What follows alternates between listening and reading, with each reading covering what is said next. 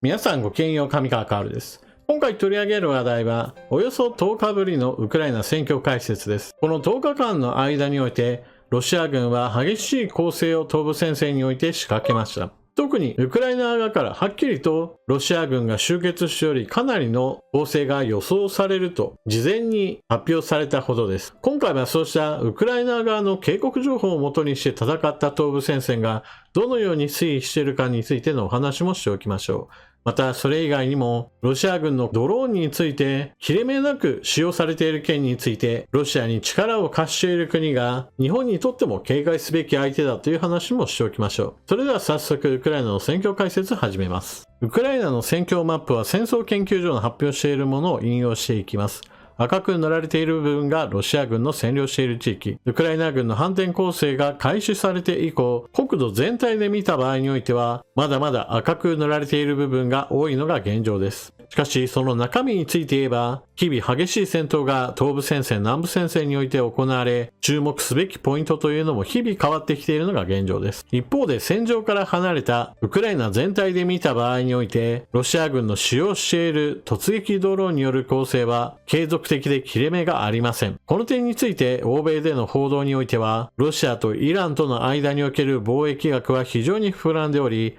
カスピ海ルートを使った貿易においては、軍事物資も含めてイランから大量の物資が運び込まれているとされています。特にイラン製の突撃ドローンについては、現在はイランから輸出していますが、今後はロシア国内で生産するための工場建設が進められており、安価で長距離攻撃可能な兵器として存在感をこれからも示し続ける可能性があります。ウクライナ側はこのような攻勢がこれからも続くことを念頭にして、対空ミサイルだけではなく、レーダーと対空機関砲の高度な連携を取れる防空システムをより数多く揃えることが今後求められることとなります。また、突撃ドローンだけではなく、小型のドローン、特に偵察用ドローンについては、中国からロシアへの輸出が伸びており、ドローンの世界的な大手である DJI からかなりの数が輸出されていると見られています。ただし DJI はこのような指摘に対して製造しているドローンを軍事用途に使うことは禁じていると話しています。もちろんそれが建前に過ぎず、中国からロシアへとどんどんと民間ドローンが一般貿易品として渡っているのはもはや隠しようのない事実だと思います。さて、1週間以上前にウクライナ側は東部戦線においてロシア軍の大集結が見られると警戒情報を出していました。ロシア軍の兵士10万人、戦車900両、多連装ロケット370機以上と、かき集められた兵士や兵器の数は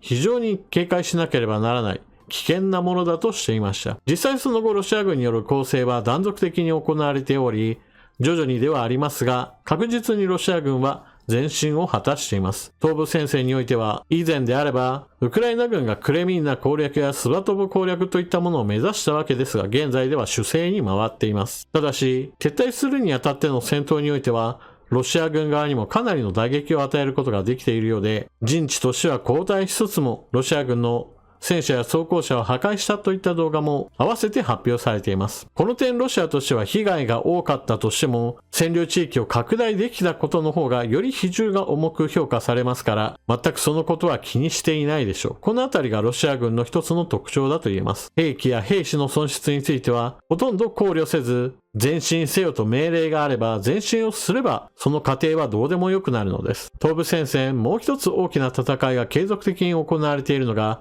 バフムト周辺です。ロシア軍にとってはバフムトは政治的な価値が高い場所です。この地域のウクライナ軍を倒すといったことはある意味象徴する場所としてバフムト攻略を進めていたがために、もはやバフムトを失うことはロシア軍にとっても政治的なダメージとなります。一方でウクライナ軍にしてみれば、バフムトはあくまでもこの地方の一都市に過ぎず、軍事的な価値はあまりありません。このことを利用して、ウクライナ軍はバフムトの市街地へと入り、街そのものを奪還するのを目指すのではなく、バフムト周辺の陣地を奪い取ることによって、緩やかなバフムト包囲網を敷こうとしています。ロシア軍としては苦しい状況にあっても、バフムトから撤退することができず、徐々に包囲の輪が狭められていく中で、十字砲火を受けて、ウクライナ軍にとっては狩り場となっていきます。次に南部戦線へと移っていきます。ベリカノボシルカから南へと進むウクライナ軍。こちらは大きな町といったものが直近ないがためにあまり注目はされていませんが、ウクライナ軍は徐々に前進を果たしています。この地図は以前の戦況解説の時に用いたもので、リブノピリという小さな集落を取ることができ、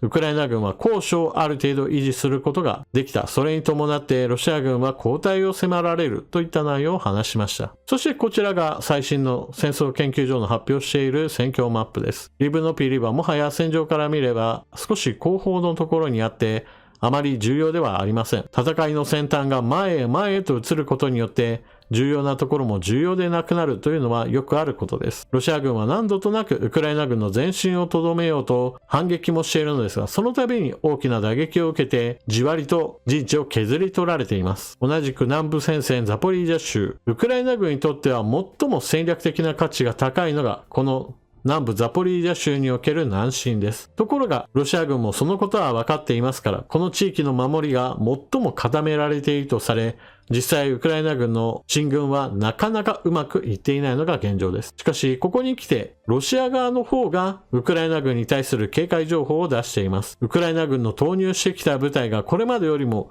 より多くの装甲車両を含む大規模なものであり、これによって防衛線が突破されたかもしれないという話がロシア側から出ているのです。この話を裏付ける証拠というのはこれから出ることとなりますから、果たして本当かどうかはこれからの検証となります。ただし、ウクライナ軍側の方からどんどんと前に出たという情報が出るその前に、ロシア側の方からそのようにウクライナ軍の攻勢に伴って大きく打撃を受けたであるとか、防衛線を突破されてしまったようだといった憶測が出るのは、ウクライナ軍が情報統制を敷いた上で戦果をまだ隠している段階だと見られます。それだけに戦況マップにも大きな変化がこれから出る可能性があります。最後に南部戦線ヘルソン州。こちらはドニプロ川を挟んでの戦いが続いていますが、川の水位が下がって以後、ウクライナ軍が渡河することがやりやすくなりました。これに伴っての話なのですが、ウクライナ軍は川を渡った先に橋頭堡を築くことに成功し、現在のところロシア軍は川を渡ったウクライナ軍部隊を撃退することができていません。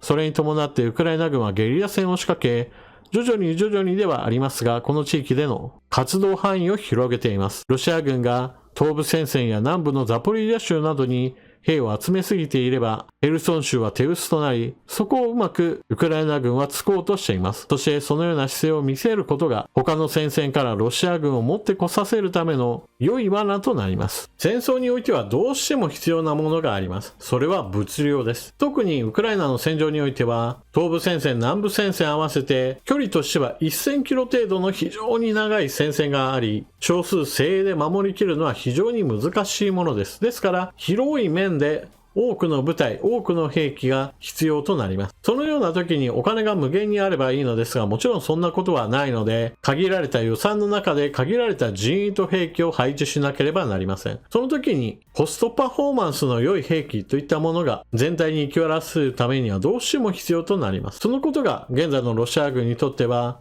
今の占領地を維持し続けるための原動力となっています。兵士がどんどんといなくなっても本国からどんどんと連れ出してくればいいし、兵器についていってもソ連時代のものをどんどんと持ってくればいいじゃないかといった形で、新規生産ではなく過去の遺産を利用することによって数だけでも揃えることができています。そして大量に作ろうと思えば高額な兵器というものはどうしても限界がありますから、お金のかからない兵器といったものをどんどんと揃えることが重要となります。この点について言えば、イランと中国というのがそれぞれロシアにとっては非常に都合よく物を渡してくれています。特に軍需物資について言えば、もはや欧米からの制裁など一切気にしないイランが非常に大きな鍵を握っており、ロシアを手助けしています。よく日本国内においてはイランという国は親日的な国なのだから仲良くしようといったようなことを言う人たちがいるわけですが、物の考え方としてその国の国民が親日化が多いということと、